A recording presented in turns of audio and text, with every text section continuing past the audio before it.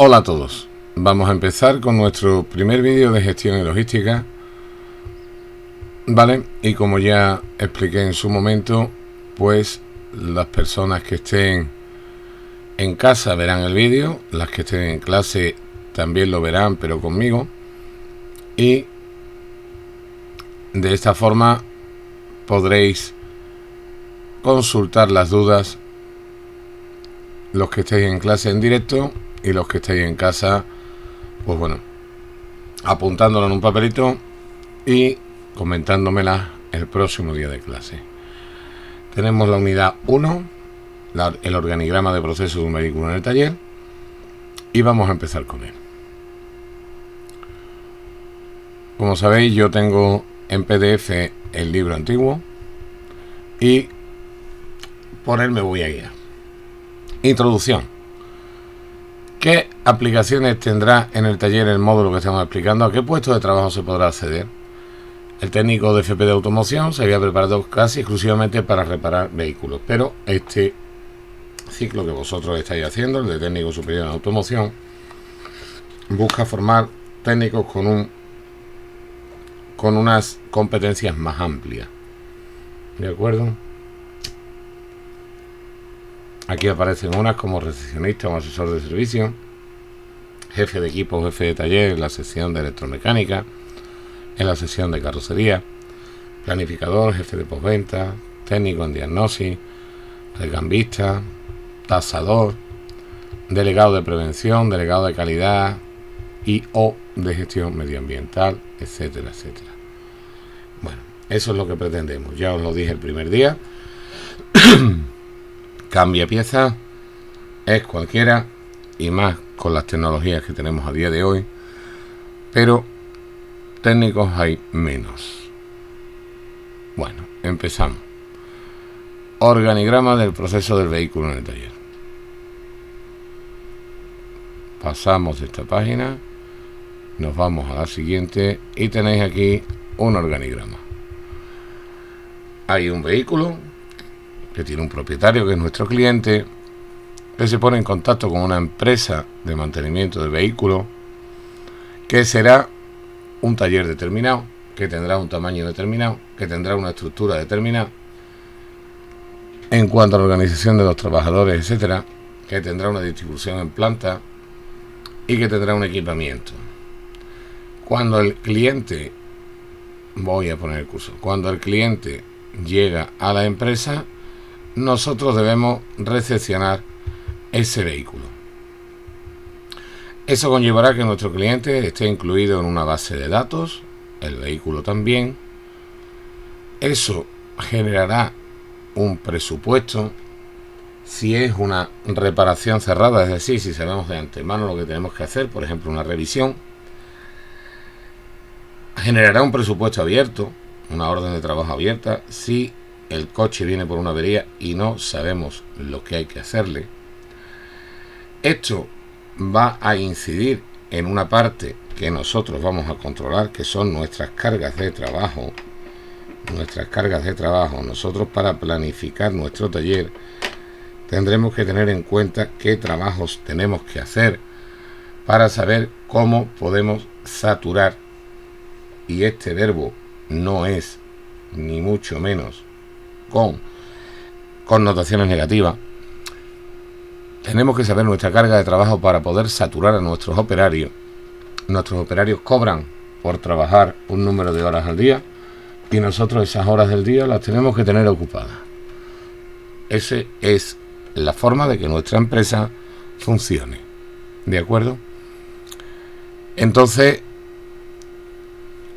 ese presupuesto, esa hoja de trabajo, se ligará con nuestra carga de trabajo, con nuestra planificación, y por un lado nos permitirá organizar la reparación y por otro lado nos permitirá llevar a cabo lo que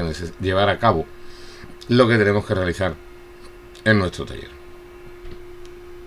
Ese presupuesto, hoja de trabajo, se materializará en una orden de reparación.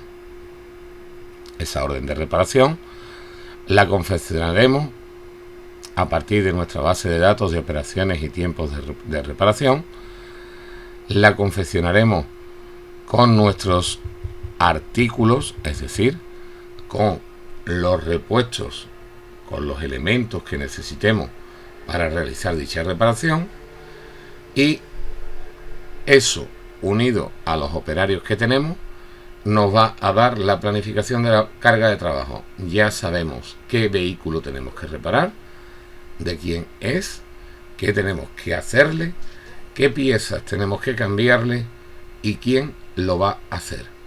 Ahora ya tendremos planificada la carga de trabajo, ya tendremos cargado los repuestos que vamos a poner y ya tendremos cargado los tiempos que vamos a emplear. Por ejemplo, un cliente viene para una revisión de los 60.000 kilómetros de un vehículo determinado, ya sabemos qué repuestos tenemos que aplicar, ya sabemos qué tiempo vamos a tardar, perdón, pero ya es tarde y tengo la garganta hecha un desastre, qué repuestos vamos a cargar, ya sabemos quién lo va a hacer y ya sabemos cuánto tiempo va a estar haciéndolo. ¿De acuerdo?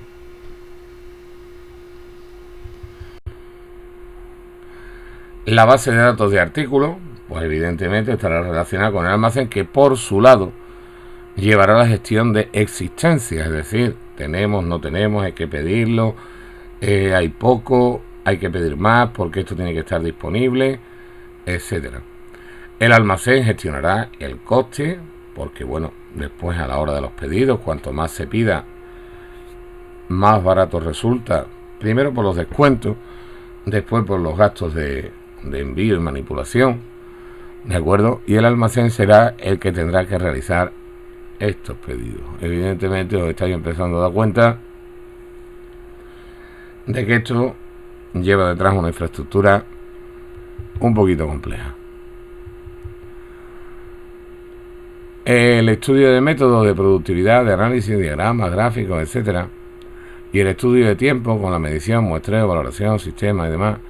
El estudio de tiempo nos va a dar los tiempos que vamos a necesitar. El estudio de método nos va a decir cómo lo tenemos que hacer. Todo esto está imbricado, está directamente relacionado con la realización de tareas en el taller. Y bueno, por otro lado, los operarios tendrán que fichar, tendrán que decirnos dónde están trabajando y cuánto están tardando en hacerlo, ¿de acuerdo? Y a partir de ahí nosotros determinaremos la productividad de nuestros operarios. Nuestros operarios van a tener un tiempo para realizar lo que nosotros le indiquemos que hagamos, si es que somos nosotros los jefes de taller los que organizamos el cotarro, y luego comprobaremos si realmente lo han hecho en ese tiempo o no lo han hecho en ese tiempo. Si lo han hecho en ese tiempo, chapó, está hecho. Si han tardado menos, mejor, porque eso nos va a dar una productividad. No os liéis. Al cliente le vamos a cobrar el tiempo que se tarda oficialmente en realizar la reparación. Si tardamos menos, dinero que ganamos. Si tardamos más, dinero que perdemos. Eso, cargado en los operarios, nos determinará su productividad. Nos determinará si el operario realiza su tarea en el tiempo indicado, en menos tiempo o en más tiempo. Eso pesará después en su salario. No le podemos pagar menos, ¿vale? Hay un salario mínimo, pero sí le podemos pagar más si en vez de tardar media hora, tarda 20 minutos. Y no lo hace mal. A partir de ahí, pues ya terminaremos nuestra orden de trabajo, que pasará, como aparece abajo a la derecha, a facturación, y el vehículo será destinado a la entrega del mismo. ¿De acuerdo? Esta es la explicación de este organigrama que acabamos de ver. Ahora pasamos al punto 1.2.1, la empresa, características y su relación con el cliente. Nuestra empresa será de un tipo determinado, es decir, será un taller de mecánica, será un taller de chapa y pintura, será un taller de neumáticos, será un taller el que sea. Tendrá un tamaño, será un taller pequeño. Estamos con el cuadrado de la derecha. Será un taller pequeño, un taller mediano, un taller grande, que estará estructurado en función del número de operarios y de cómo queramos hacerlo. Tendrá una distribución en planta en el edificio y tendrá una serie de maquinarias y herramientas. Todos estos parámetros variables. ¿De acuerdo? Volvemos a tener exactamente el mismo organigrama de antes. Iremos guardando la información más o menos voluminosa.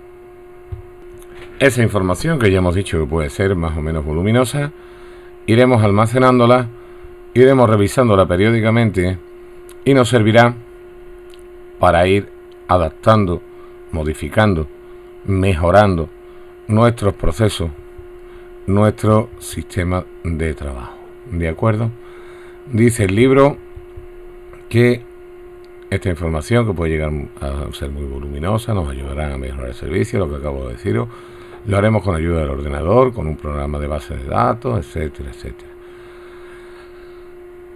Los vehículos que van llegando nos generan la carga de trabajo. Es el trabajo pendiente que tenemos que hacer y que desde recepción, desde jefatura de taller o desde donde sea, se irá repartiendo entre los operarios que, como ya os dije anteriormente, tienen que estar saturados de trabajo. Si el cliente nos pide un presupuesto previo a la reparación o es necesaria una tasación por ser un siniestro, aparece la necesidad de más información, las bases de datos que ya hemos visto antes, de tiempos, de historia, ¿vale? Nos ayudaremos de nuestros programas, de Audate, de Servimat, de el que sea. Las piezas de recambio, pues nada, ya lo hemos dicho, se irán integrando en la orden de trabajo, irán pasando a repuesto, repuesto irá ordenando su compra o irá despachándola si las tiene en ese momento. Ahora pasamos a la planificación de la carga de trabajo. ¿Vale? A partir de ahora, las técnicas de diagnóstico y reparación del vehículo se adquieren en el resto del módulo del ciclo, que ya os lo iremos explicando. Y también, pues bueno, aparecen en bases de datos.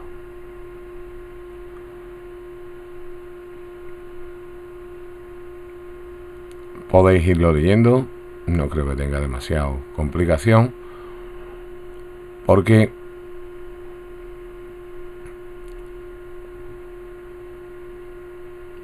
no hay mucho más que explicar. La entrega del vehículo reparado, previa verificación de la corrección del trabajo realizado, nos hace llegar al mismo punto de partida, el cliente y su vehículo. Pasamos ahora a las características de un taller. Dentro del taller tendremos varios tipos y esos tipos serán clasificados en función de una serie de características. Pero al final, en todos los talleres, tenemos que aplicar un servicio de calidad a los clientes y tenemos que conseguir una rentabilidad de la inversión. Evidentemente, si no aplicamos un servicio de calidad, no tendremos clientes y no conseguiremos rentabilizar la inversión. ¿De acuerdo? Ambos objetivos, como dice aquí, están interrelacionados. Si pensamos en montar un taller, tendremos que definir la actividad a desarrollar. Aquí habla de estudios de mercado y concretar la localización de la empresa. Hay que fijar unos estándares de calidad para cumplir adecuadamente con el cliente, plazos de entrega, corrección de las reparaciones. Hay que realizar un estudio económico y financiero, establecer una política de precios que por un lado nos tiene que dejar dinero y por otro lado tiene que ser competitivo. Está claro, si vamos a pensar que vamos a poner a 150 euros la hora de mano de obra, pues evidentemente podemos pensar que nos vamos a hacer ricos, pero la realidad es que no vamos a arreglar ni un puñetero coche. Si vamos a pensar en poner la hora de mano de obra a 20 euros, pues posiblemente tampoco. Ni nos hagamos ricos, ni nada por el estilo. Tendremos que tener un personal en un número adecuado y con la cualificación necesaria. Tendremos que tener unas instalaciones adecuadas en dimensiones, distribución, equipamiento, normativa, etcétera. Y tendremos que gestionar la empresa de forma que podamos funcionar, ¿vale? Yo creo que hasta ahora todo es muy básico. Aquí hay un capital humano, que son nuestros empleados, un capital físico, que son nuestras instalaciones y nuestras máquinas, y un capital intangible, que es la calidad del servicio que damos y la forma en la que trabajamos. Bueno, clases de taller. Aquí dice que el estudio de las características de un taller puede ser requerido para trasladarse a unos nuevos locales, ampliar el negocio añadiendo espacios, equipos o servicios, o establecerse por primera vez. Las dos primeras cosas que hay que definir es el tamaño y el tipo, es decir, a qué nos vamos a dedicar y cómo de grande va a ser. El tamaño del taller nos va a definir los puestos de trabajo que podemos tener. El tipo es a lo que nos vamos a dedicar. Y bueno, tendremos que pensar en la posibilidad de que esto pueda cambiar a lo largo del tiempo. Aquí habla de la franquicia. Esto que lo que es, que tienes el apoyo por parte de una red, llámese ADPRO, llámese Talleres Periquillo, lo que sea. Te van a apoyar, te van a dar un servicio en pieza, en repuesto, te van a ayudar con unos programas, te van a ayudar con la gestión del taller, pero evidentemente esto tiene un coste, ¿de acuerdo? También te puedes montar por tu cuenta y bueno, también puede funcionar. En cuanto a la clasificación de talleres, la primera que hace es por tamaño. Habla de taller pequeño, formado normalmente por el empresario, que a la vez es operario, es decir, que a la vez está trabajando, que a la vez el administrador es el que lleva las cuentas del taller, y además tiene uno o dos operarios más como ayudante o como especialista. Generalmente es una única actividad, porque evidentemente entre 3 personas no se puede hacer todo. Dice que puede ser un lavadero, electromecánica, servicio de mantenimiento. El local es pequeño, no necesita más que, si son 3 personas, pues con 4 o 5 puestos de trabajo que se matan. Suele estar establecido en el casco urbano, los bajos de un edificio, de vivienda, etcétera. Y es normalmente la primera manera de entrar en el sector por cuenta propia. En el taller mediano, que sería el segundo apartado de esta clasificación, hablamos ya de una diferenciación en los puestos de trabajo. Aquí ya hay más operarios. El propietario no suele trabajar en el taller, aunque sea jefe de taller, aplicando su experiencia. Puede tener hasta 5 o 7 operarios, incluyendo un recepcionista, que puede ser un administrativo, ya lo veremos en su momento. Se puede dedicar a más de una actividad, es decir, por ejemplo, puede tener electromecánica, chapa y pintura. Puede llegar a tener un almacén propio, incluso puede dedicarse a la compraventa de vehículos de ocasión, porque evidentemente en un taller las ocasiones de comprar vehículos para clientes que no pueden mantenerlo o cuya reparación a ellos les va a resultar demasiado costosa, esa posibilidad de adquirir vehículos está siempre sobre el papel. Suelen ser ya naves industriales, porque evidentemente la dimensión del taller lo requiere así, y evidentemente pues no estará en los bajos de vivienda, sino que estará en polígonos, en zonas periféricas de las ciudades. ¿De acuerdo? Si estamos hablando de un taller grande, estamos hablando de un taller normalmente con todas las actividades, ¿de acuerdo? Sería lo que ocurre en un concesionario, que tampoco es que se dedique a todas las actividades, pero bueno, a la mayoría de ellas sí. Pueden ser un servicio oficial o un agente. ¿Qué diferencia hay? El servicio oficial es alguien que tiene la concesión de la marca y el agente está autorizado por el concesionario para representarlo en determinados lugares. ¿De acuerdo? Vamos a entendernos. Podemos tener un concesionario grande en Sevilla y un agente en un pueblo que depende de ese concesionario y que realiza las mismas funciones del concesionario, pero que tiene que comprarle a él el repuesto y tiene que depender de su servicio oficial. Si hay alguna duda, ya me lo preguntáis. La existencia de varias actividades viene dada normalmente por exigencia del servicio de la marca, es decir, cuando tú obtienes una concesión o eres agente, la marca te va a obligar a dar una serie de servicios y si no puedes darlo, pues evidentemente no te dará la concesión. Aquí tenemos muchos puestos de trabajo, puesto que tenemos especialistas en diversos campos: electromecánica, chapa, pintura, etcétera. Y entonces el número de operarios no tiene por qué ser superior a la de un taller mediano, pero sí que vamos a tener diversas áreas, ¿vale? Incluso podemos tener muchos operarios destinados al mismo tipo de trabajo. Evidentemente, si tenemos un número importante de operarios, es porque tenemos una facturación importante, ¿de acuerdo? Si no, no podríamos pagar las nóminas. Esto, pues normalmente siempre se va a dar, como dice el libro, en periferias, polígonos y naves industriales grandes. La mayoría de las veces diseñadas específicamente para este efecto. Hacemos otra clasificación de talleres atendiendo al tipo de taller.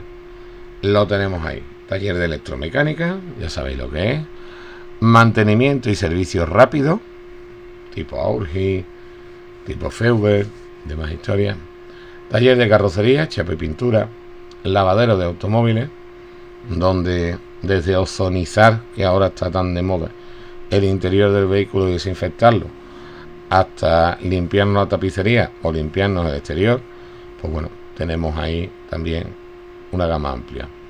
Un taller de neumáticos, reparación de pinchazos, cambio de neumáticos, equilibrado, etcétera.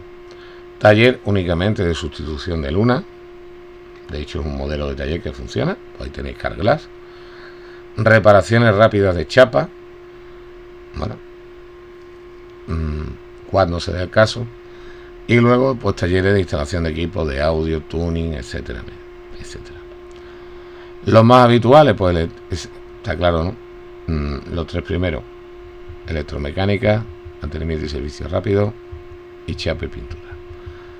Los otros también funcionan y también tienen su mercado. Hay talleres especializados, como talleres de aire acondicionado. Aquí en Sevilla tenéis el Trevo, por ejemplo. Sistemas de inyección, incluida limpieza. Tenéis, por ejemplo, Diesel Gallardo. No estoy haciéndole propaganda a nadie, son ejemplos que se me vienen a la cabeza. Reparación y puesta a punto de bombas diésel UDC, hablamos del mismo taller. Rectificación y mecanización de tambores, culatas, etcétera. Podríamos estar hablando de Sutil o de gente por el estilo. Estos talleres especializados no trabajan para el cliente final, sino que lo hacen para talleres generalistas que reparan los vehículos al público. Es decir, son cargos externos que va a haber en la reparación del taller y que van a ser llevados a estos talleres para la realización de dichas tareas. Dice que también dentro del sector de reparación de vehículos industriales hay algunos talleres que requieren una especialización específica.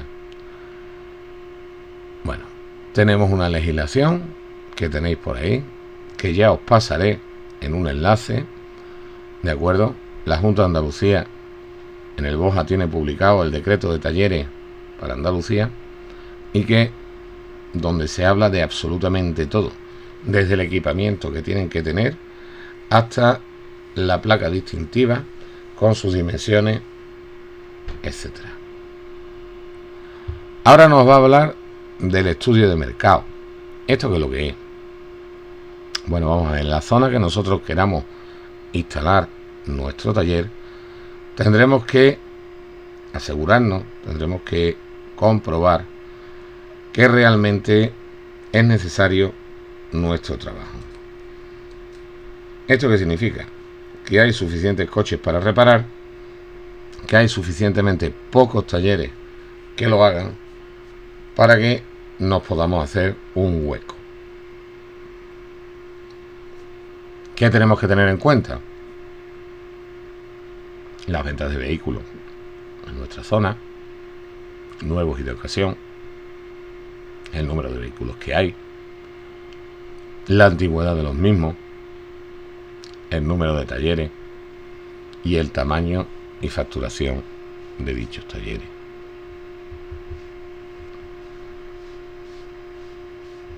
Si vamos a ampliar o vamos a trasladar el taller, pues tendremos una serie de datos históricos que nos dirán cuántos vehículos hemos estado reparando, cuántas horas hemos facturado en cada periodo y lo que le hemos dedicado a ese vehículo, número de operarios y de horas de estancia de cada uno por periodo. Al final, ¿cuál es el truco? El truco es cuánto pensamos facturar en el año, cuánto nos va a costar tener abierto nuestro taller al año. Por un lado tendremos que calcular el número de operarios, por otro el número de horas que vamos a facturar, que depende del número de operarios y la posibilidad de facturarla, y a partir de ahí, pues bueno, vamos a determinar si podemos o no podemos montar nuestro taller. Habla aquí de calcular la carga de trabajo. Lo que necesitamos es el número de horas totales de trabajo que tendremos en un año. Si partimos de un taller que está en funcionamiento, pues bueno, número de vehículos reparados por mes, tiempo medio de trabajo sobre un vehículo en horas, y a partir de ahí calculamos el número de horas trabajadas al mes. Estos valores nos servirán para los cálculos posteriores de personal y de espacio. ¿Vale? Ahí tenemos horas totales al año, lo tenemos en esta formulita de aquí. Será el número de vehículos al año por las horas medias que se le dedican al vehículo. ¿Vale?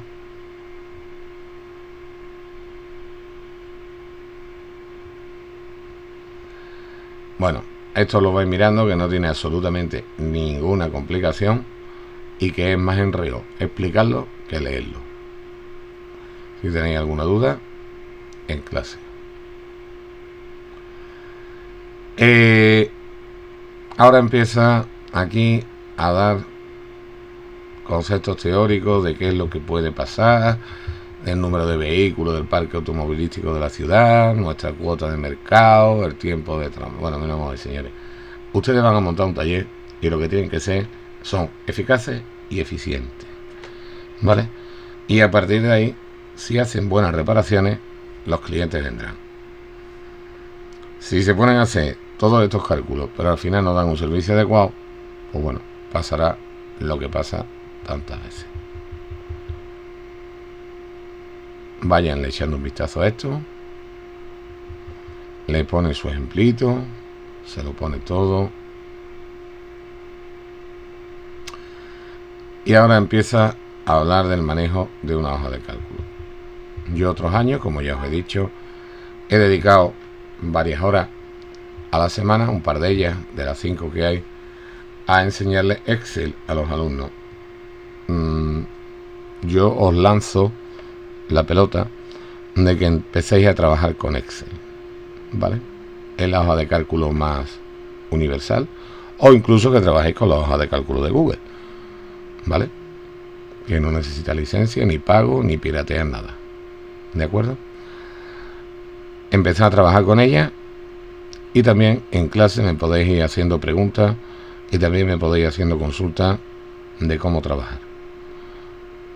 Es fundamental tener una herramienta que puede ser un programa de gestión dado por tu franquicia, que puede ser un programa de gestión adquirido por ti, o que puede ser tu hoja de cálculo que tú vas a ir manejando y vas a ir configurando para obtener los resultados que desees.